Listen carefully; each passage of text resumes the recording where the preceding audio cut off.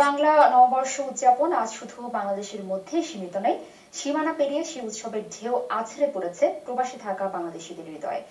Canada থেকে বাঙালি পরিবারগুলোর বর্ষবরণের খবর জানাচ্ছেন শাহনাজ চৌধুরী, ছবি তুলেছেন মোহাম্মদ মুজিবুর রহমান।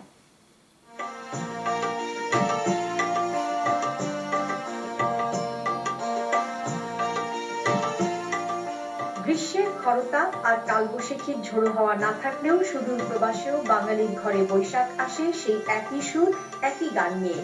হাজারো কিলোমিটার দূরেও পহেলা বৈশাখ তাই এখনো ছুঁয়ে যায় উৎসব প্রিয় বাঙালি জাতিকে। সুদূর প্রবাসে বসেও আমরা এই উৎসবটাকে প্রাণ ভরে আনন্দ নেওয়ার জন্য চেষ্টা করি।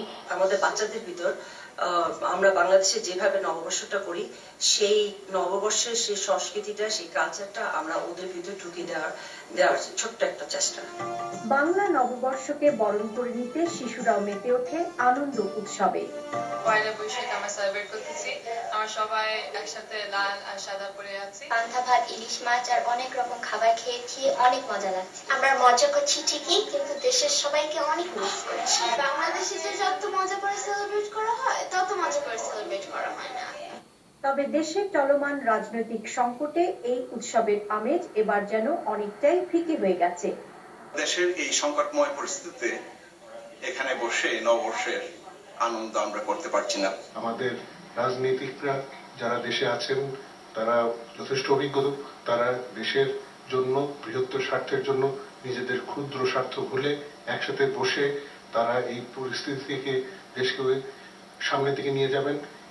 দেশবাসীকে নতুন বছরের শুভেচ্ছা জানানোর পাশাপাশি দেশের বর্তমান রাজনৈতিক পরিস্থিতি, অর্থনৈতিক প্রবৃদ্ধি, যুদ্ধাপরাধীদের বিচার এবং অসাম্প্রদায়িক বাংলাদেশ গড়ার প্রশ্নেও আশঙ্কা এবং উদ্বেগ প্রকাশ করেছেন প্রবাসী বাঙালিরা। বলা হয় পুরনো ব্যর্থতা আর জীর্ণতাকে ভুলে গিয়ে নতুন দিন, নতুন সম্ভাবনার পথে এগিয়ে যাওয়াই হলো বৈশাখের চেতনা। আর সেই চেতনায় উদ্বুদ্ধ হয়ে দেশের প্রধান দুই রাজনৈতিক দল বর্তমান সংকট নিরসনে দ্রুত পদক্ষেপ নেবে, এমনটাই প্রত্যাশা প্রবাসী বাঙালিদের। Shahnaz Chowdhury, Bangla vision, Alberta, Canada. এবার অগ্রণী